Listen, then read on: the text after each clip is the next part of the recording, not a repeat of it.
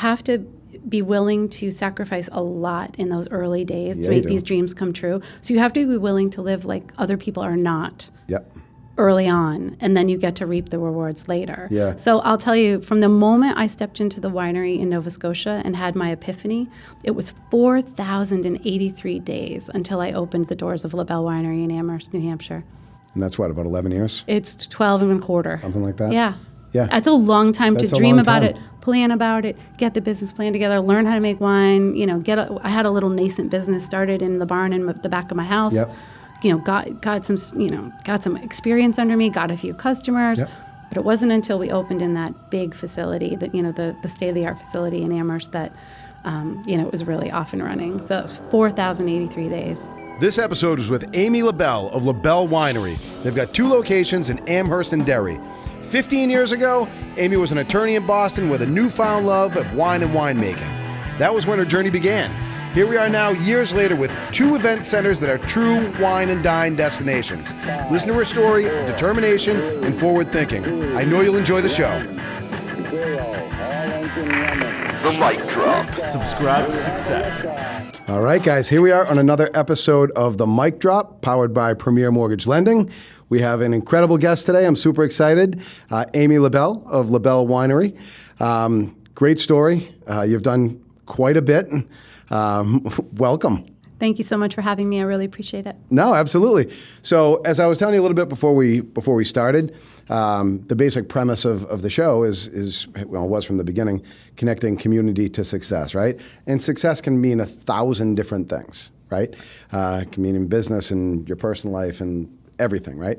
So I like to talk to people that have been successful in every aspect of their life, and it sounds like you have. I only know from doing my research on the business part, but from how highly Anna actually speaks of you, it sounds like you're pretty much overall awesome person that I thought would be great to talk to. Well, thank you. That is very nice. Yeah. And, it is true. Everybody defines success differently. And for me, it's great to have business success, but you also have to have a successful personal life and a family life. And if I'm not crushing it as a mom and a wife as well, then that wouldn't be success for me. 100%. And I'm going to start from the beginning in a minute, but that's a very interesting point that you just brought up. Do you sometimes find that balance gets out of whack? You have to fight really hard. As a woman who owns 6 companies all under the LaBelle Winery umbrella, I have to fight really hard to keep that balance in place for me. But, every morning I review my priorities in my head before I start my day. And for me, it's always family first. Okay. So if I look through that lens, then it kind of sets my day properly.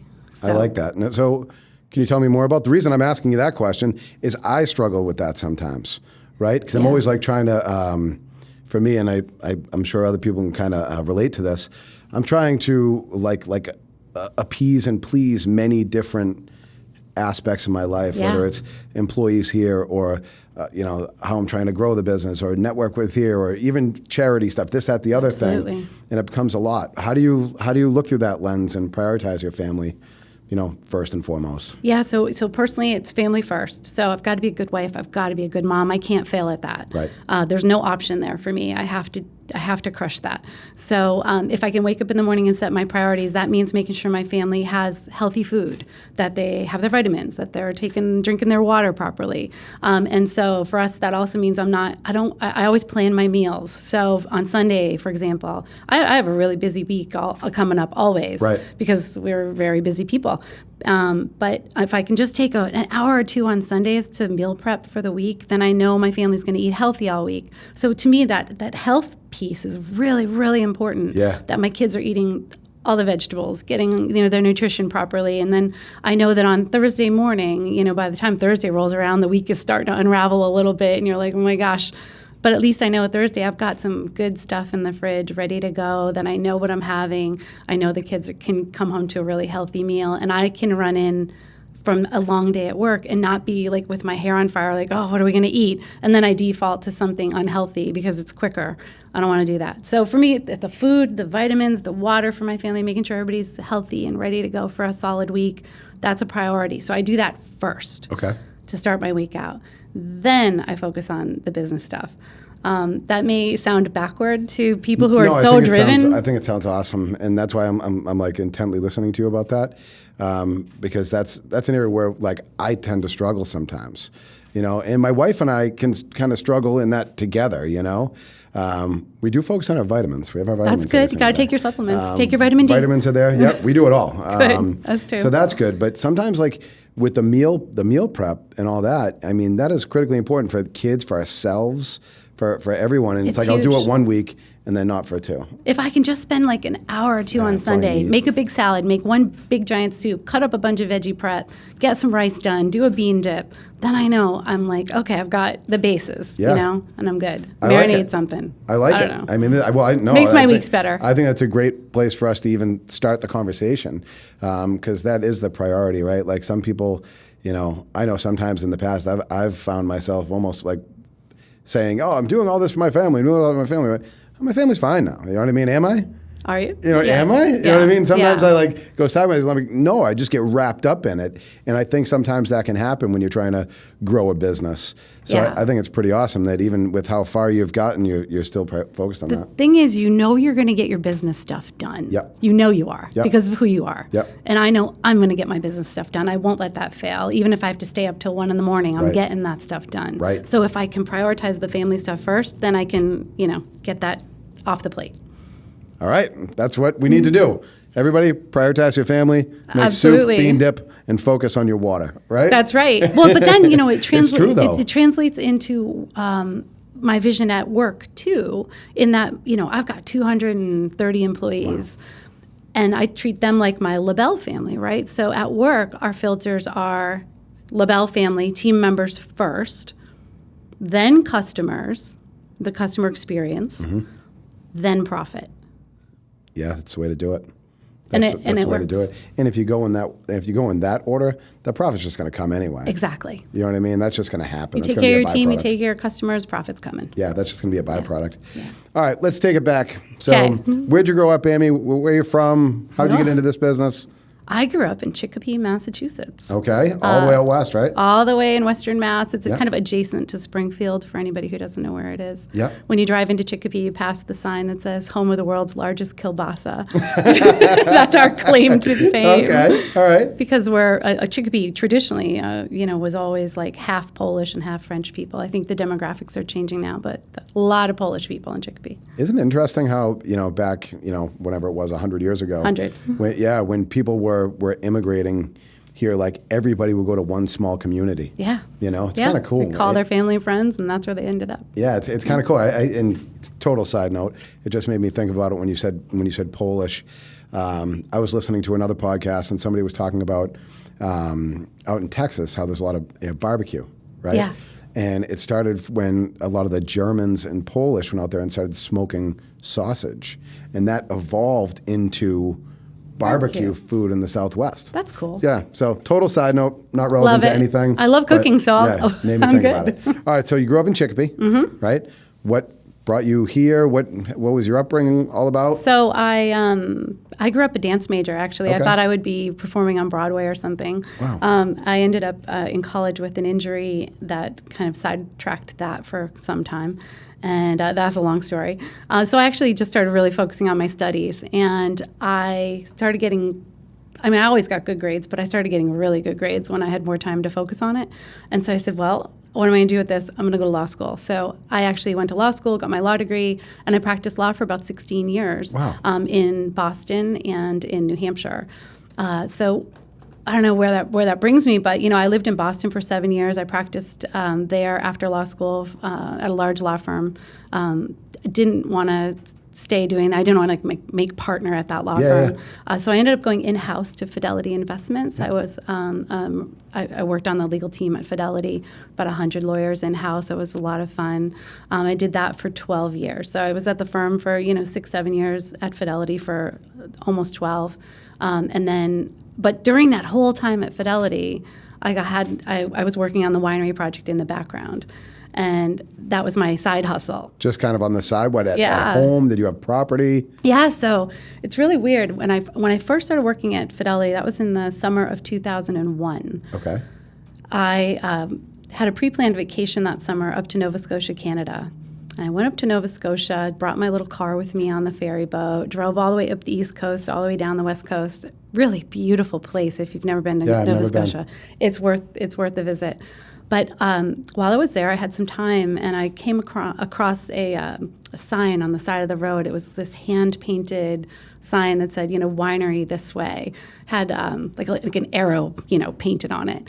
And I had time because I was on vacation. I said, well, I'm going to go that way.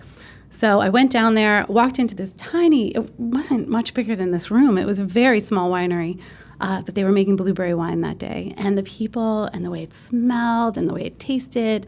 And I had this complete epiphany. I said, oh my gosh, I totally have missed my calling. This is what I'm supposed to be doing. Just that day in Nova Scotia, it hit me like a lightning bolt. How old were you at this point?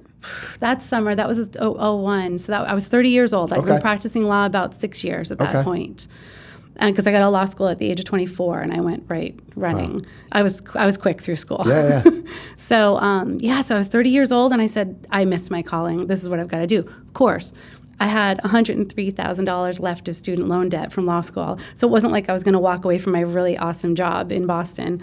So I said, I need to figure this out. The rest of that vacation, I spent obsessed with scribbling. I was a business lawyer, so I'm scribbling business plans on the back of maps and note cards, not thinking about the fact that, I didn't know how to make wine. I figured I could figure that out. I knew I loved to cook. I've always loved to cook. This is what I'm going to do, and I'll figure out how to do it. I'll figure it out. So I started working that out. How much could it possibly cost to create a bottle of wine and to rent space for that? And, I just started kind of noodling the whole thing out. Who cares what I did on the rest of that vacation? All I could think about was this plan to open a winery in New England. Crazy, right? Now, you were working in Boston. Were you still living? Where were you living at this point? I was living in Boston. Okay. I was living in the south end of Boston between Dartmouth and Clarendon Street. Family at this point, or you just riding solo? No, I was by myself. Okay.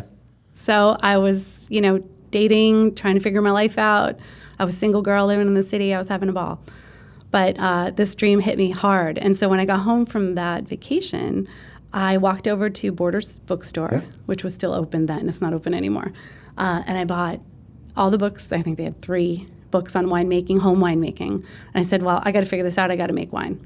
So I went over to Whole Foods and I bought the best blueberries I could find because they don't have wine grapes at Whole Foods, Right. So I said, I'll make some fruit wine. So I found a recipe in one of the books and I made my first gallon of blueberry wine in the August of 2001. How was it? Well, I didn't know for 9 months because wine takes a really long time. But, it ended up not that bad. I still have one bottle from that first vintage. It's in my wine cellar, and I'm not sure when I'm going to open that, but it's still there. Oh, that's so cool. Yeah. So where'd we go from there? So how much longer did you continue practicing law? You said, was that? I kept my job long enough significantly longer, right? Yes, it was, because I had to pay off those student loans. Yep. And I had to learn how to make wine. Yep. And kind of build up this business organically on nights and weekends. Unbelievable. So from 2001 to 2005, I really was practicing winemaking, learning how to make good wine, because I didn't want to just make wine. I wanted to make awesome wine. Right. I don't, there's no option for me to make kind of mediocre wine. I'm with you. Right. So I also had to get some science behind it. So they don't teach you science in law school. So I had to go to the University of Davis at California, and I did their winemaking program at night and on weekends. So I could do that mostly remotely. I did it online, and then if I needed to, I could fly out there and do the labs. Yep. So I had to get the science credentials behind the winemaking, and that's what really is the foundation of wine. Winemaking is a lot of art. It's got a lot of that flair to it, just like cooking does, but there's a lot of science. And I really needed to have that pinned down. So I learned, organic chemistry and, all the biology I needed and, all those things. Are you constantly learning? Are you always taking on more and trying to, perfect and get better and better? Yeah, you seem like that type of person. Always, not just on winemaking, but in business. Right, anything. I read voraciously. I read about a book a week. A book a week? I do. Wow. I read a lot. I wish I could read that much. Well, honest to God, and I take myself as a fairly smart guy, but when I read, I read a page and you fall two. asleep. No, that does happen too. I read a page or two, and then I'll get through it, and I'll be like, oh, I was thinking about 10 other things. I'll go back, I'll read it again. Yeah. You know what I mean? So yep. For me to read a book, and I'm always tired at the end of the day when I start to read, right? So like Yes. a book takes me like a month, you know? Yep. A week, you're really like screaming through that book. My wife can do that. She's like, but she can also read. Like if there's any distractions at all for me, I can't read well. Yep. You know, she'll be like, we'll be out in the pool in the summertime. There's kids running around playing, and she's sitting there like reading a book. I can't do that. I'm like, I can't do that. This is amazing. Yeah, no, I'm with you on that. I need quiet to I read. need quiet. Yeah. So you're always learning, and that's how you Always. keep perfecting things and get better and better. Yeah. That's it. I'm just curious. Yeah. It's great to be curious. You know, there's still other degrees I'd love to get when I retire Like what? later. Like what? I don't know, I'd love a divinity degree from Harvard. Okay. You know, like this is like a random, Yeah. like weirdness, but that's like a retirement project. That's Yeah. later. I just think going to school is so great. Yeah, that's These awesome. kids have no idea how great they have it in college. That's incredible. I actually have nightmares about being in college, though. I do. It happens like probably like once a month that I have like this big exam coming up that I wasn't ready for, but that's probably some other non-preparedness thing I worry about. You're gonna have to in my work that out in Yeah, therapy yeah, or I something. got a lot of things to work out, but it's going pretty good. So I'll keep going with it. So all right, so there we are. You're probably early 30s. You're learning more. You've got the science Yep. down, right? And then I met my poor husband. Okay, this handsome gentleman over here in the corner, Cesar. So Poor guy. in the city or No, let's see. By that point, I had moved to New Hampshire because I was still working at Fidelity Investments, Yep. but I was supporting their New Hampshire office, Merrimack? the Merrimack Yeah, yeah. campus, more and more. And so I was doing this reverse commute, and I was like, you know what? I've been in the city 7 years. I'm going to move to New Hampshire. I'm going to get a house in a neighborhood, and I wanted to have a garden. That was Yeah. really my focus was so I could have a huge garden. So I moved to this neighborhood, and it's all married couples with kids, and they're like, who the hell are you? Yeah. I was a single girl with, was just with my you. garden. I was happy. That's awesome. I was good. But then I met the fabulous Cesar Arboleda. Yeah. And the rest is history, as they say. That's fantastic. We went on a couple first dates, and the poor guy was like, what do you want to do when you when you grow up? Like, what's your goal? Yeah. And I saw, thanks. And then I told him flat out, I'm like, look, I really have this dream. I've had it for several years. I'm working on a business plan. I want to open a winery. And he didn't run away. I thought he should run away. I think it's not a normal thing for a person to say in New England. Oh, yeah. Yeah, I'm going to open a winery, sure. But he didn't run away. He stayed, and he asked me on some more dates. And now he's stuck as my partner, so... Well, it's fantastic, you know what I mean? Because from the very first second, he supported you in what you wanted to do. And I think that is, just so important, and everybody needs people to support them. Yeah. Even if it's just to support your idea, your thought. Because I think too many people these days get shut down because it's not, the normal thing that everybody else thinks you should do. Yeah. Whereas, Cesar saying, yeah, let's do it. Let's go for it, That's the right idea, because what's the worst thing that's going to happen? Exactly. It's not going to work. Exactly. Big deal. So what? Then you learn from then failure. You learn from it. And really, if you're really determined, it's going to work. You just hit some bumps along the way. Exactly. So. Exactly. So, I think, especially for women, though, Yeah. I think it would be so much easier for me, even go back to that first day in Nova Scotia, Canada, right? For me to look around that winery and say, oh my gosh, I have to do this. I've missed my dream. I've missed my calling. And then for me to walk out, I think for a woman, I think it would be much easier to push it down Yeah. and say, oh, that's so silly. Oh, I don't even know how to make wine. Oh, la, la, la. And you hear all the doubt voices coming in your head, So I think it's really important to listen for those epiphany moments in your life. Why do you say that for a woman? I'm just curious as to what your thought process is on that. I guess, especially if you're a woman with responsibilities of family. Yeah. I was single, so it might have been a little easier for me Yeah. to give myself the yes or the green light on that. Yeah. But imagine, if I had a husband and a couple kids, and they were depending on me and my salary from that Yeah. Fidelity job already. That might have made it a little harder to make that jump and say, I'm going to try this. Yeah, but maybe people like you just trying it can help other people see that that's kind of bullshit, and you can just I do think whatever so. you want. Let me tell you something. Everybody in life can do anything they want. Every day you make your choices. Your life is based on personal choice. Do it. Yep. I Go. could not agree with you more. I had a meeting 2 hours ago, and I said that to everybody in the room, that you can do whatever you want to do. It's just the decisions you make that whether or not you're going to get there or That's or not. exactly right. It's up to you. Of course. 1,000%. Every single day is up Right. to you. You wanted to start a winery in New Hampshire, and not only have you started a winery, you've got multiple locations, and you're absolutely killing it, and it's wasn't even that long ago. It was like a decade. Right, and that's what's so awesome to think about and to see. And most of these people that I talk to that have really blown up and have been super successful, it hasn't been over 50 years, right? It's over like 8, 10. Right. You know what I mean? But because there's a passion, there's a determination, there's like, I'm not giving up at all, no matter what comes at me. No, but you have to be willing to sacrifice a lot in those early days to make these dreams come true. So you have to be willing to live like other people are not. Yep. Early on, and then you get to reap the rewards later. Yeah. So I'll tell you, from the moment I stepped into the winery in Nova Scotia and had my epiphany, it was 4,083 days until I opened the doors of LaBelle Winery in Amherst, New Hampshire.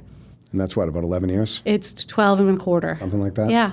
Yeah. That's a long time That's to a dream long about time. it, plan about it, get the business plan together, learn how to make wine, I had a little nascent business started in the barn in the back of my house. Yep. Got some experience under me, got a few customers, Yep.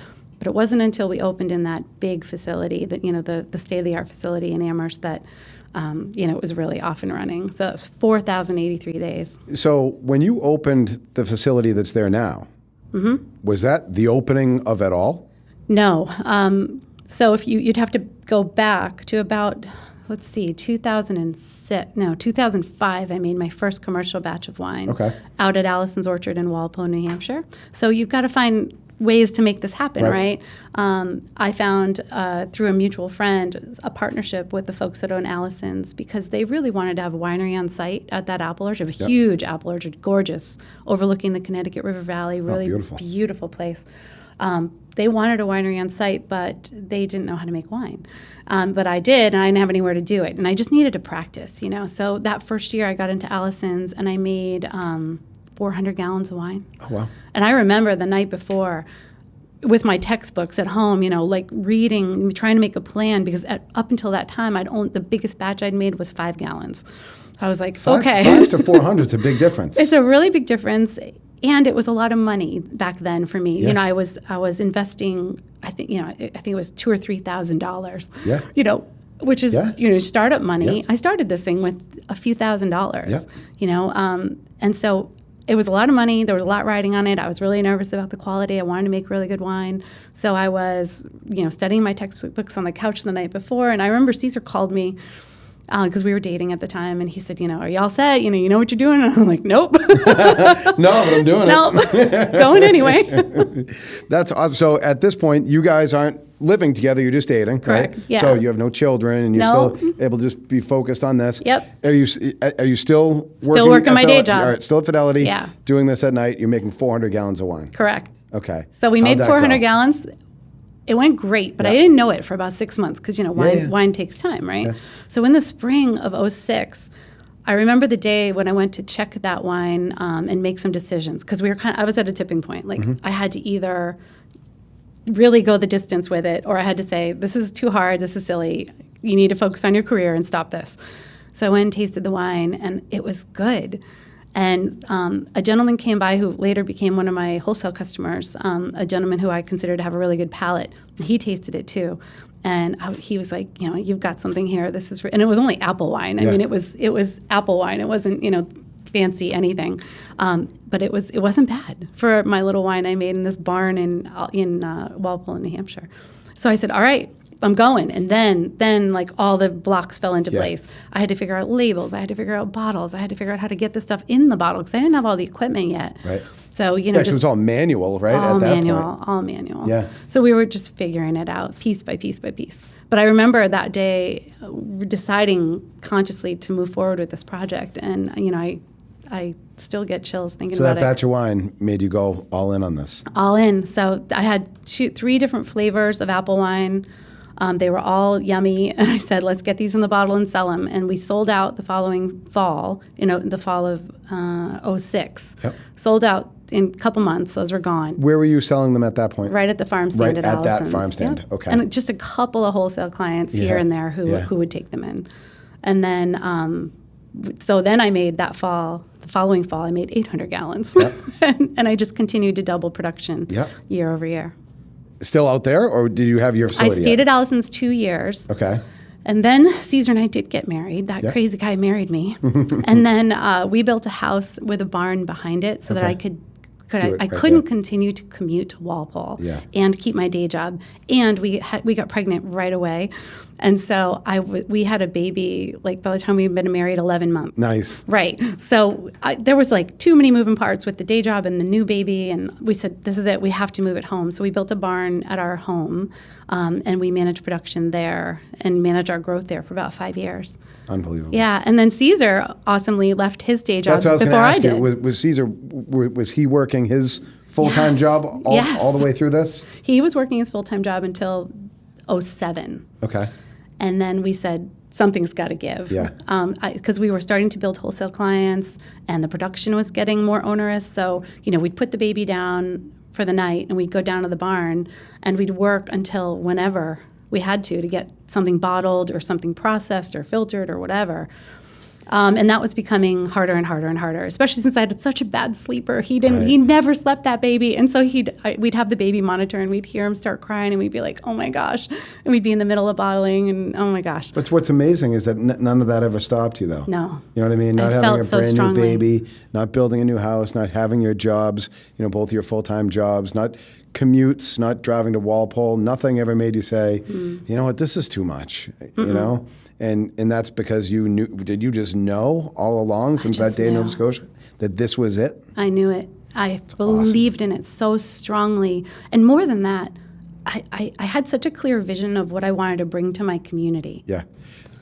That's what I was going to ask you, too. So were you seeing the end result Yeah. from the very beginning? Yeah. Okay. I wanted to bring this elevated experience to New Hampshire because I've always felt, and even since the time I was practicing law, New Hampshire sometimes gets a little bit of a short treatment. Yeah. For example, if I had to negotiate a deal with a lawyer from New York, they'd be like, "Oh, this is going to be a piece of cake. She's in New Hampshire." Yeah.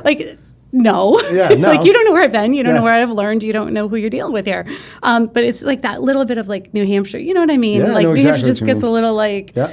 So I like it when people say that we're all the way up in New Hampshire. all the way up. Right? and right here where we are in Salem is about 3 miles from the Massachusetts border. Right. Yet if somebody's in Andover, they're like, I can't go up to your office. It's all the way up in New Hampshire. All the way. You need I'm a passport. It's the same as if you went the other way to Wilmington, it's the same amount of time. You know? It's the same. You can practically throw a stone into Boston. Right. Right. It's silly. right there. Yeah, we're right over here. We're Right. a little tiny state. Yeah. So, okay, so keep telling me. I love this. So no, there was just this desire for me to get an elevated dining and wine experience into New Hampshire because it didn't exist when I started. And so that was part of it. But then there was also this need to serve the community. So through our business, Cesar and I have this, we say wine is the heart of LaBelle always, right? But the core mission for us is always charitable giving. Mm-hmm. So since we opened in the new facility in 2012, we've given to 1,800 different charities in incredible. Small ways and big ways. Sometimes it's a gift basket for the auction. Sometimes it's hosting, nonprofit events so they can raise money for whatever they're doing. So that's a really important core for us, and that always has been a driver for me, that the bigger we grow, the more we can give. Yeah, I mean, the bottom line is there are a lot of people out there that need a lot of help. Yeah. And, if we're people that are fortunate enough to be in a position where we have a little bit of extra that we can give, Absolutely. then we as a company are all about that, you know what I mean? Because, myself, I didn't grow up with a whole lot. You know what I mean? Me neither. So now that, I'm fortunate enough to be in a position where I've done pretty well, and I don't know, this is kind of a sidetrack to the charity piece. It's even the employees, right? There's nothing I love more than, giving to, the local charities, Salem Boys and Girls Club, I do a lot with, the Wyndham Helping Hands, a whole bunch of different groups.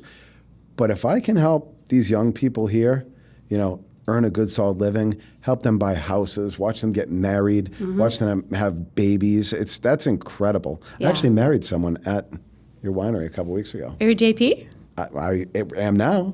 For Nice.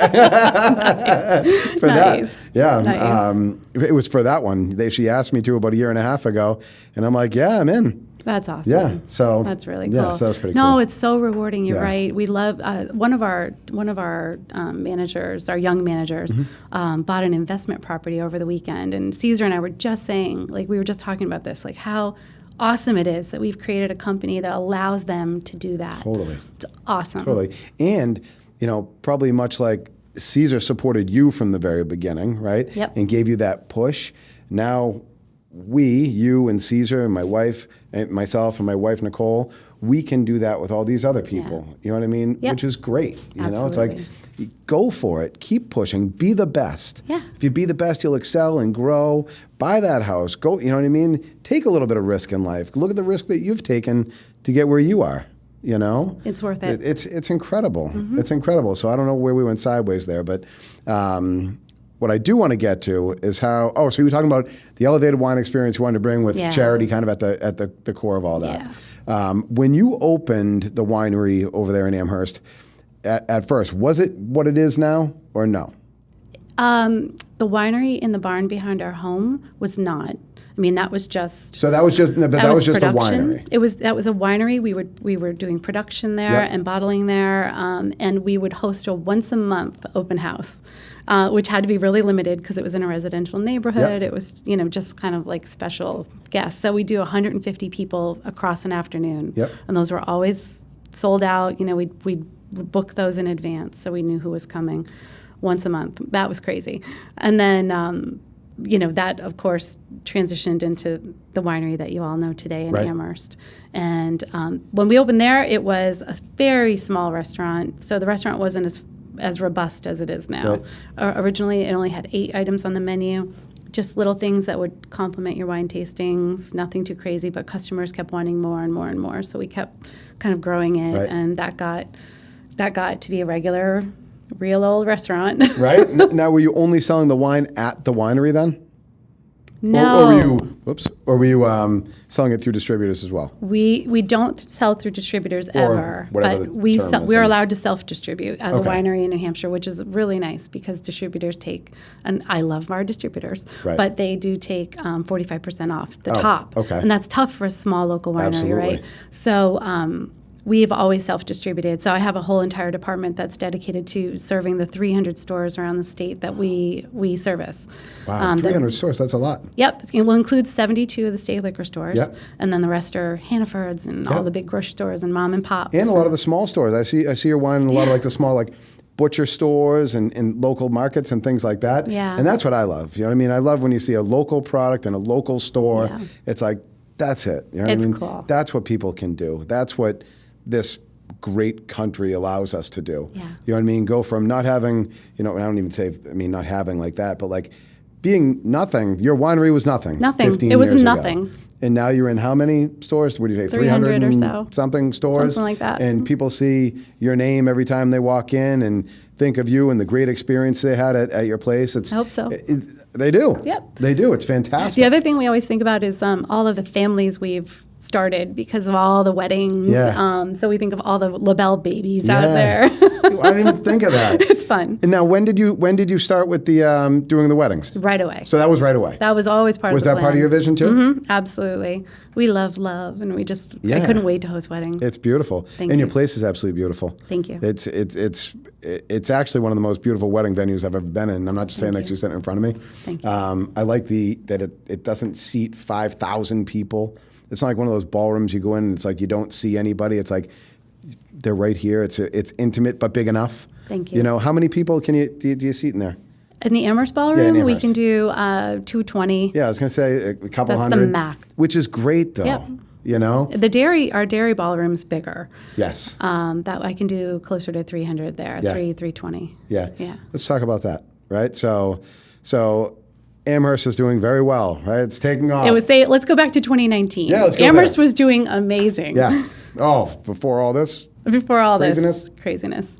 Amherst was doing great. In fact, Right. we were hosting over 300 events a year in that ballroom or in the small private room. The restaurant's So that's every full. day. It's almost every day. It's a lot. Yeah. Yeah. Unless you want to have an event on a Monday morning. Right, which isn't happening. we were booked, so we Right. were getting ready to expand one way or the other. We were trying to expand across the street from the property in Amherst. We bought the land, the 50 acres across the street, Okay. and thought we would put another facility there. Yep. So more events and a distillery because I wanted to kind of take the wine to the next level and begin making bourbon and vodkas and Yeah. other things. Awesome. So that was all teed up and ready to start getting built in the spring of 2020. Yeah. And then COVID hit. Right. So we turned our attention to survival, and we obviously stopped that project. The bank pulled the funding Right, anyway. yep. The hospitality wasn't being we're out. funded. Yep. So we were shut on March 17th, 2020, ordered shut by the government. Yep. And then we laid off. Right at that point, I had 104-ish employees. We laid off 90 that day. That was like one of the worst days of my life. It actually was a really bad day. I took my son broke his arm the day before really badly. And so I took him to surgery at 6 a.m. down in Nashua. Yeah. The whole world's falling apart, right? And nobody knew what the heck was going on. And then I got him back home, got him settled. His surgery was very successful. But I got him home. And then I went to the winery and laid off 90 people. That was a rough day. I bet. It was bad. So Bet. that happened, but I kept my core management team on, and then I just had to figure out how to afford that, Right. And with no revenue, Right. How are we going to keep the train moving? So we had, a little bit of savings, Yep. and we kind of mapped it out. It's so tough though, because, and sorry to interrupt you, but like you can have even a significant amount of savings, but if the money stops, not slows down, stops, that goes fast. Yeah. You So know? that was the conversation, right? Yeah. Like, okay, how long is this going to last? Right. And nobody knew how long the whole shutdown was going to last at that time either, and what the world was doing. We were just 2 weeks, right? Yeah. I thought it was going to be a week. I thought 2 the weeks kids were to going to be out of stop school for a stop week. the spread, whatever the words were. Yeah, a week. Yeah, no. I really did. They said 2 weeks. I was like, nah, it's not even going to be 2. It's going to be a week. Nope. Not so Nope. much. Went on a little longer than that. So what we did was, and I will forever be proud of what we did, us, Cesar and I, and our management, that core management Mm-hmm. team. Within 5 days, we had launched a family meal program, again, to serve our Beautiful. community. And so we put together these packages, these meal packages that were low cost, as low as we could get them, because we Yeah. want to crush people. But it got the revenue spinning a little bit. Our community, And where were you selling those? we were selling them out the front door at the Okay. winery, so you could drive up. You didn't even have to get out of your car, because remember, nobody wanted to get out of their car Right, for a little right, while. right. You could just hold up a sign with your name on it in the window, and we'd drop it in your trunk. See, those were the restaurants like you that pivoted quickly. We had to go and quick. figured out we need to do something Yeah. else. I don't know what it is, but we need to do something else right now. Yes, I And needed cash flow. Brilliant, yeah. So within 5 days, man, and I mean, launching a family meal program for a restaurant is not as easy as one might think, because we weren't set up to Quantity? package. Yeah. First of all, packaging. It was a really, really odd thing to do as a Yeah. restaurant.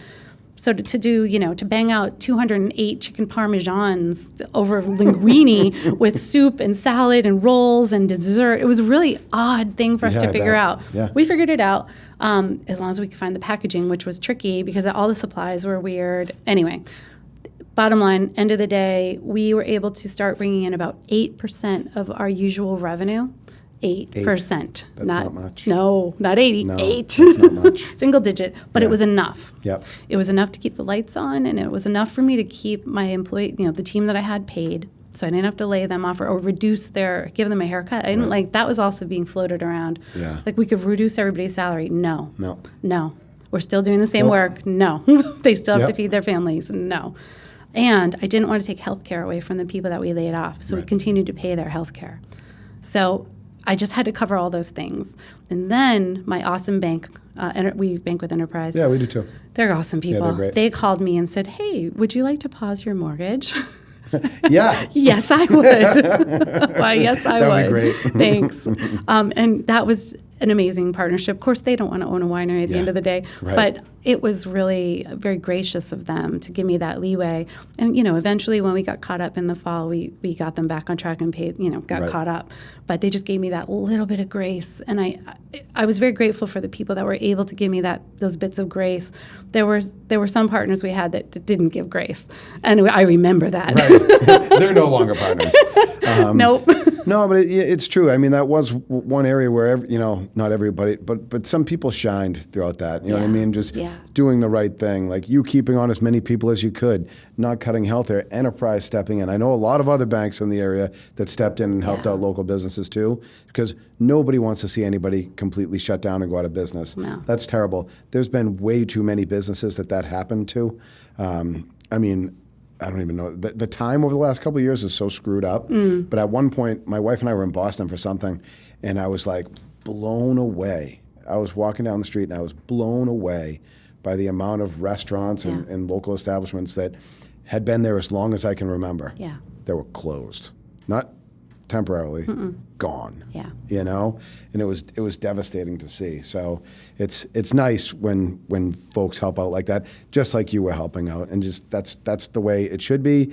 And I was hoping that a lot of people throughout the whole pandemic were gonna go more that way.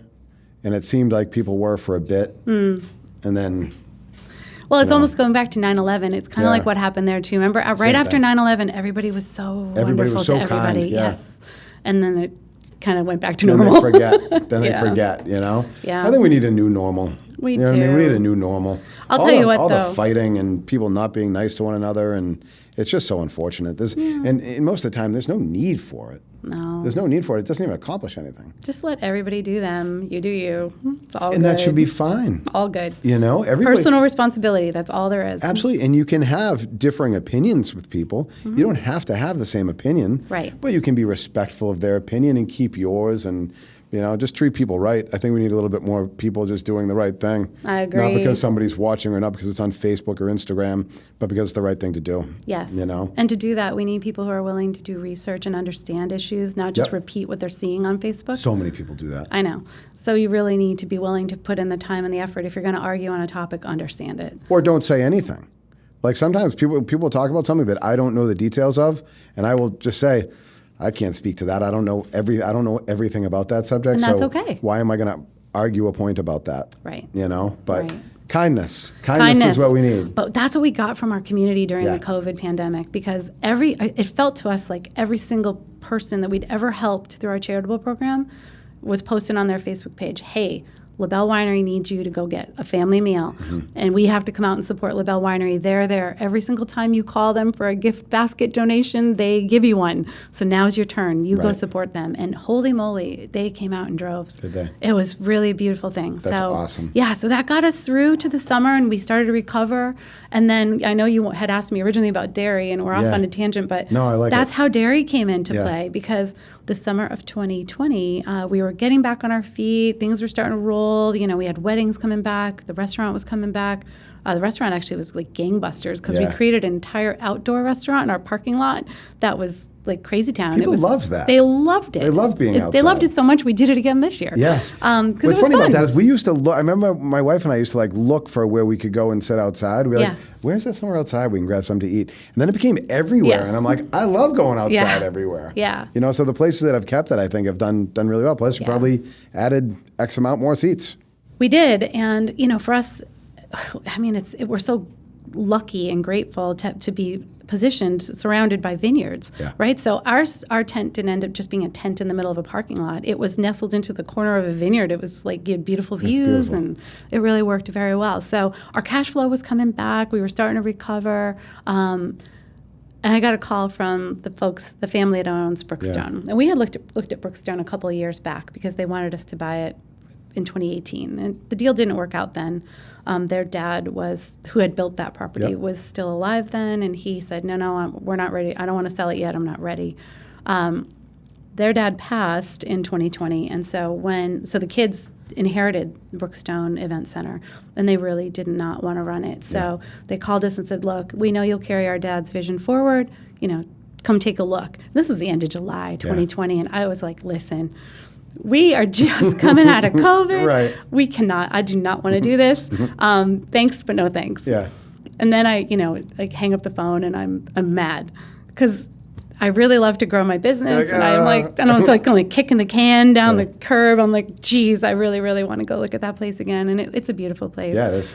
So we did, we made arrangements to go look at it again. And I knew that once we got there and fell in love with it again, that we were going to want to figure it out. Yeah. And so the owners, luckily, I mean, I said, look, we've used all our money during COVID. We had no more savings. We, used it surviving. I said, I have no money. There's no point in you meeting with me. And he was like, no, come, we'll figure it out. So we ended up doing an owner financed deal that got us through to June when we refinanced with the bank. Right. So we were able to take it over, So renovate it. That was last July. Yep. Right? Yep. And so July of 2020. right. Yeah. So that was when the conversation started Yes. over there. And We closed in December. Closed in December, and you're open by June? Yeah. Great. We renovated really quick. We worked with Yeah. Fulcrum Associates out of Amherst. Yeah. They're incredible. Wonderful partners to us. They always have been. Counselors, awesome people. So I told them the time frame, and they were like, "What?" But I just couldn't miss that summer season from a cash flow Right. perspective. Right. I have to pay the mortgage. Yeah. So we didn't miss it. We opened the golf course we opened the event center in April, the golf course in May, and the restaurants mid-May. So now Crazy. you're in the golf course business. I own a golf course. It's hilarious. By the way, the hardest par 3 golf course in the world, I think. It might be. Yes, it might be. Mm-hmm. I actually used to live right down the road from there for years.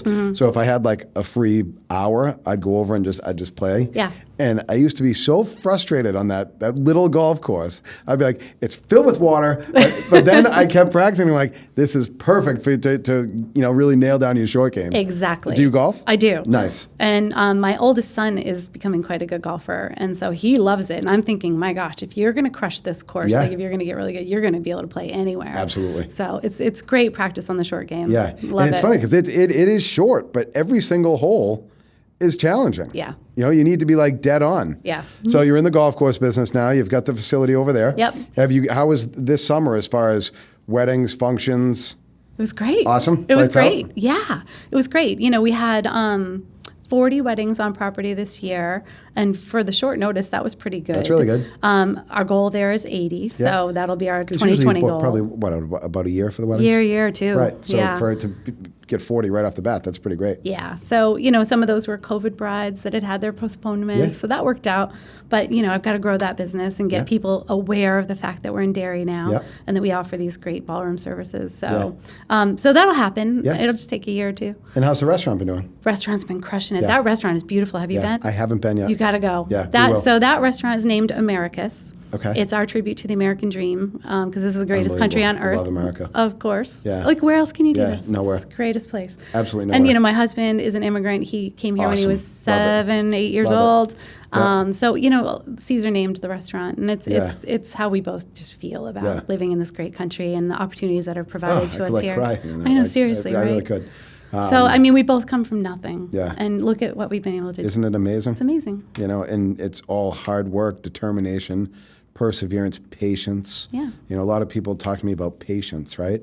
You exemplified like patience that like I've never seen before, saying that it was 11 years from that day, and it was 4,883 days. 4,083 days. 4,083 days, so I got it backwards, whatever.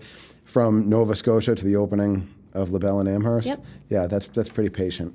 That's not giving up at all. Well, I know that number because I did something every single day to move it forward. Right.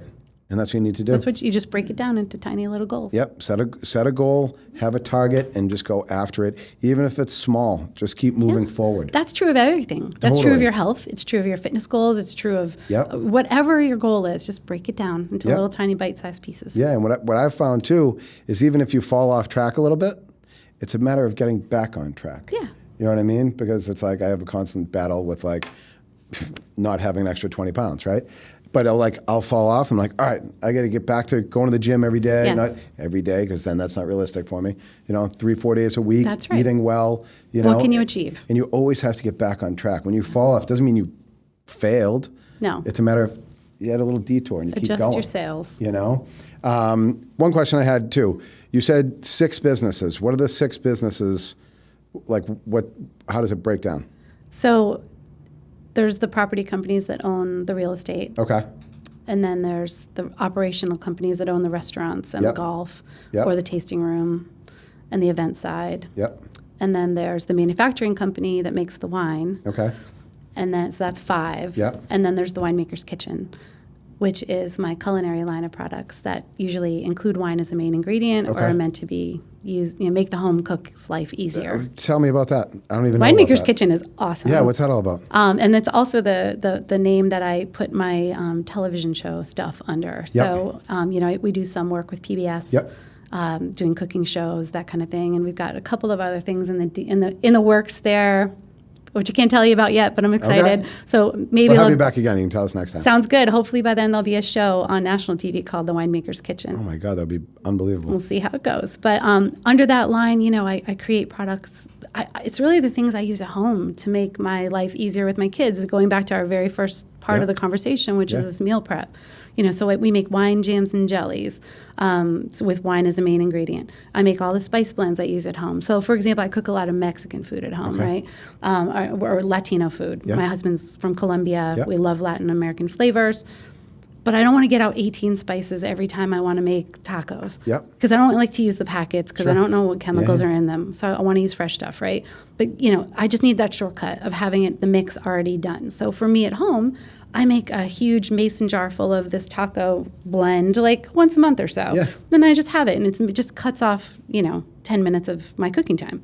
It's easier. So I'm like, well, why don't I make these for people to use at their homes? So I have a whole spice line under the Winemaker's Kitchen. I have a chili starter that makes it easy for you to make your chili, all that kind of stuff. Then I've got stuff that just makes your cooking better. So, for example, your Thanksgiving's coming up. You have to brine your turkey in my brine mix. Okay. There again, you've got like 20 different spices. Yep. Going to make your turkey amazing. Put a little wine in your brine mix. Let your turkey marinate in there.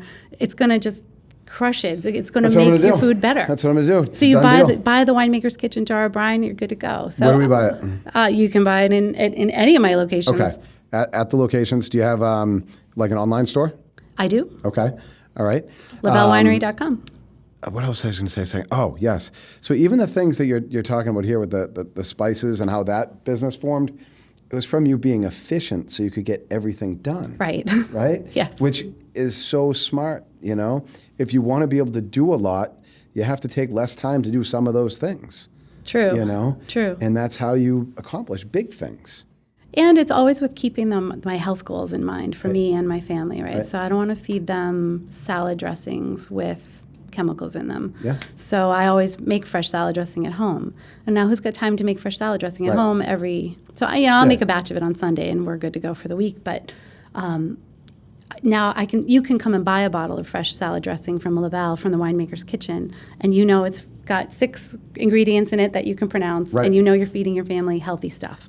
I love that. Yeah. So it's all my goals kind of like blended in. I think it's awesome. You've taken like every piece of your life and what your goal and you want things to be, and not only have you done it all, but you're sharing it with everybody else that's involved. You know what I mean? Whether it's the public, your employees, your family. Yeah. That's pretty awesome. That's pretty awesome, Amy. It really is. Fun. What's next? Well, that you can discuss. Well, I'm working on that Winemaker's Kitchen show. We'll see how that goes. And meanwhile, I'll keep producing on our YouTube channel. We produce cooking videos and instructionals. Yep. We started that during COVID. Cesar and I were just filming them at home to give the community something to do with their families and something they can cook at home. With very inexpensive ingredients like making pasta. You can make raviolis at home pretty easy, actually. With it's pennies on the dollar for what you would spend if you were buying raviolis at the store to prepare at home. So make them fresh. We all had time during COVID, right? So we'd make raviolis. So I was like, well, I think my community needs to learn how to do that. So we just did a quick video on it, and I would get videos back or pictures back from families that were making the raviolis and really enjoying their time cooking in the kitchen together during COVID. So that made me feel really happy to be able to share that. But what's next for us? I mean, I got to stabilize dairy. Yeah. That was a really big undertaking. As you said, now there's like a golf course and I had to figure that out. And, we're going to stabilize dairy. We have something huge launching in dairy next week.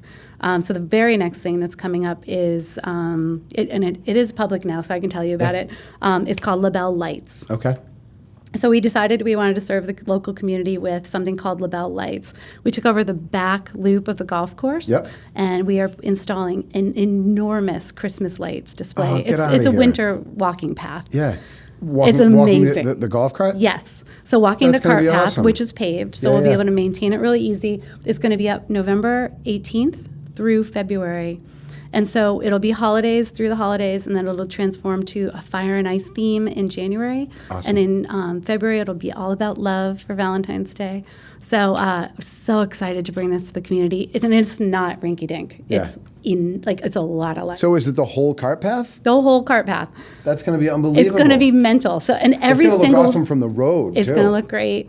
Every single bridge has a different theme. So you'll walk through kind of this like twinkly light bridge, and Yeah. then you'll walk through the Weeping Willow Bridge, and there's going to be laser light for us. There's going to be carpets of lights. It's going to be Well, we'll be there. spectacular. We'll be there. Bring your family. Me- They're me going to and the want to kids- come. Me and Nicole and the kids will come through. Come through LaBelle Lights, then have some dinner in That sounds Americus.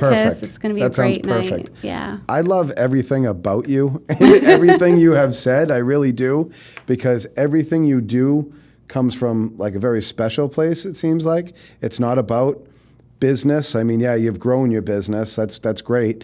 But it's about more than that. It's about the community. It's about people. It's about, like, even the way you're talking about sharing. What do you call the lights? I'm sorry. LaBelle Lights. Oh, well, that's easy. LaBelle Lights, right? Yep. The way you talk about sharing LaBelle Lights with the community, it's about more than you just saying, hey, hopefully we can sell some tickets and get people out here to look at some lights. You know what I mean? It's not about that. It's about the excitement about bringing more. Yeah. And then, you're right, the business and profit, all that stuff happens. come. That's later. That's Yeah. later.